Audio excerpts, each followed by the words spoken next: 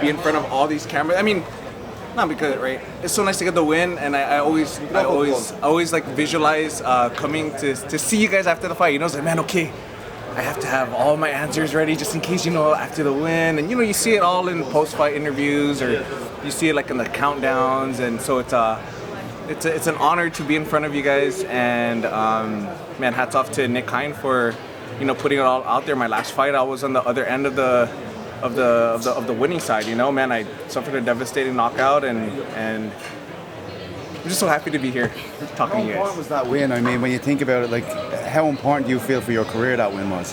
Man, you know, honestly, leading up to this fight, I was getting asked that question all the time. Frank, you're on a 2-fight lose streak.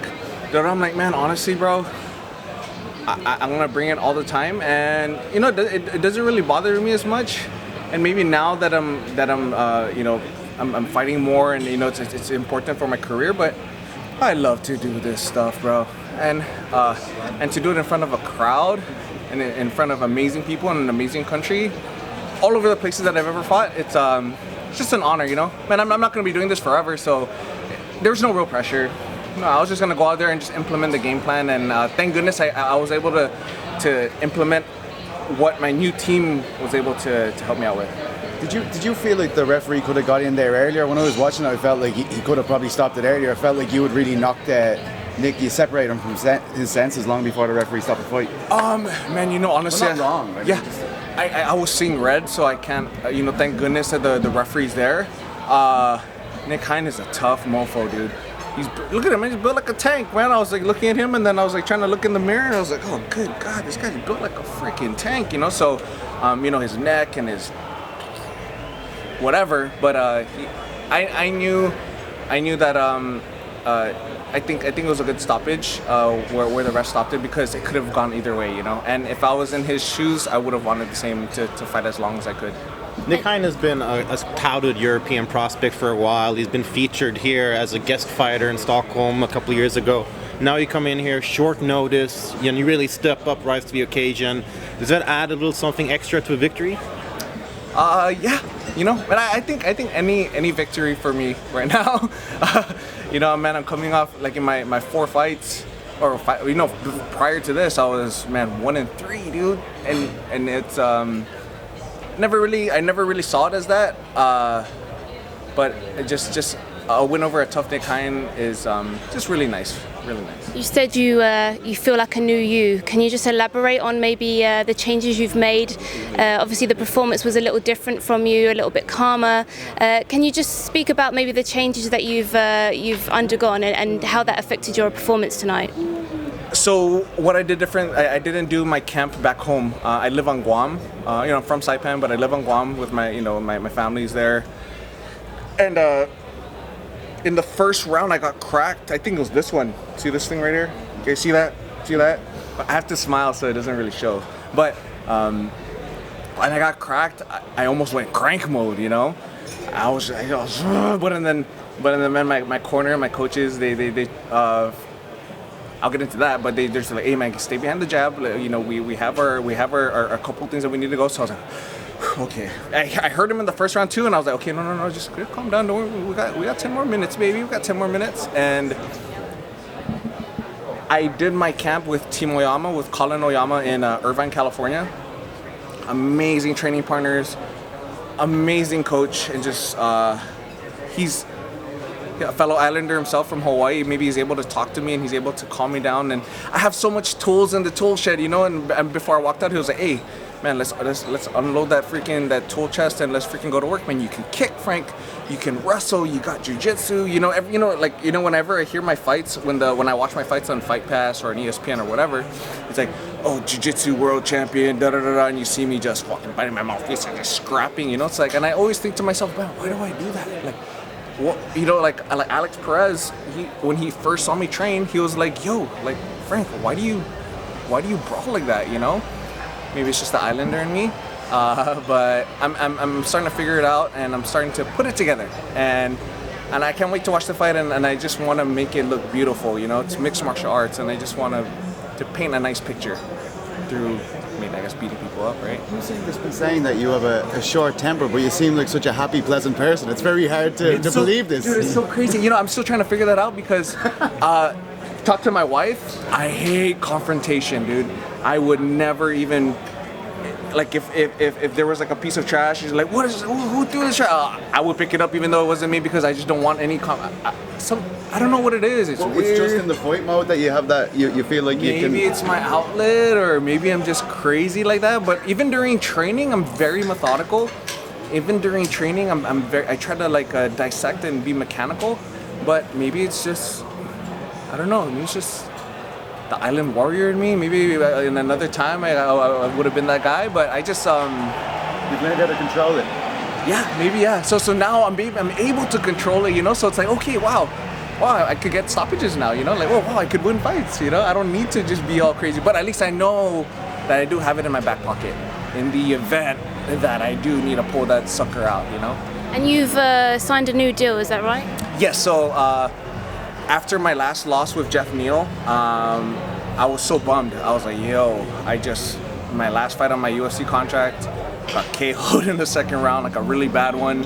And I thought, I was like, okay, man, this is it. Okay, maybe we'll work our way up back into the UFC. But I was so lucky enough to have a really good management team. And I was so lucky to, you know, I was just thinking to myself, man, maybe it's just being good to people, you know? I'm a huge believer in good karma.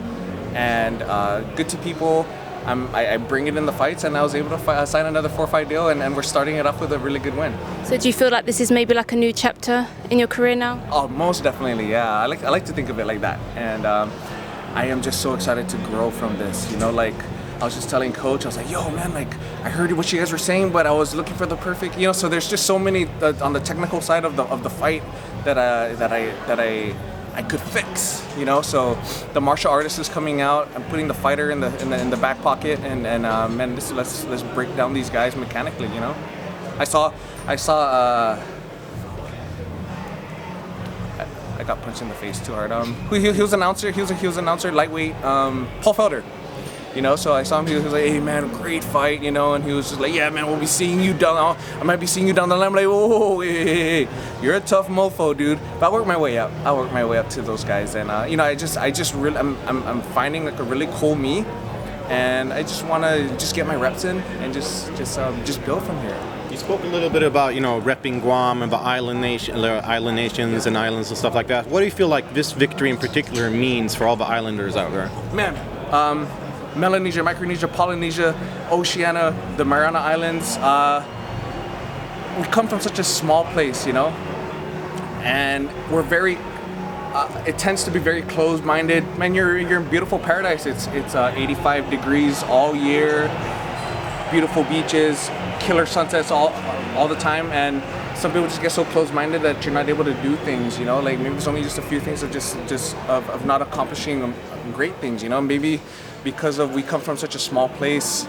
I come from such a small place. I want to see the world, and I want to prove big things to the world, and I want to just like inspire the kids. Because when I was growing up, I never had anyone a local boy that was like striving for greatness in sports, you know. So I want to be able to lead that path and be that someone that maybe that one kid that might be a world champion down the line, you know. Hey man, Frank, I want to do this, or man, I want to go play soccer, or man, I want to go play football, or I can do it, you know.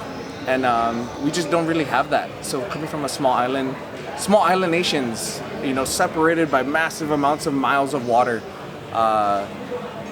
that I could inspire someone, you know, to go do something great. Yo, you guys would never hear about the islands, but man, I'm here in Stockholm, Sweden, you know. Like it's such an honor, and maybe that's why I'm so happy. I'm always throwing the shaka around, but it's an honor, man. It's an honor, and I'm very humbled, and I'm just enjoying every second of it.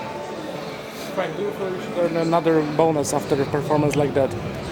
You know, crazy, like all the media is like, hey, Frank, fight of the night, man. I'm like, yo, I promise I'm not trying to get fight of the night, dude. Like, fucking, I hurt, my neck hurts, my head hurts. But, you know, something like that. I just saw, like, earlier there's a freaking crazy knockout, but I would rather, I'm happy that I got the win, and I was happy that I was able to implement a new me and at least maybe I didn't get a killer knockout, but maybe it was a good performance. But at least I'm putting my name in the hat of a performance of the night. Yeah. But yeah, dude, I'll take that, dude. I need to buy a new computer.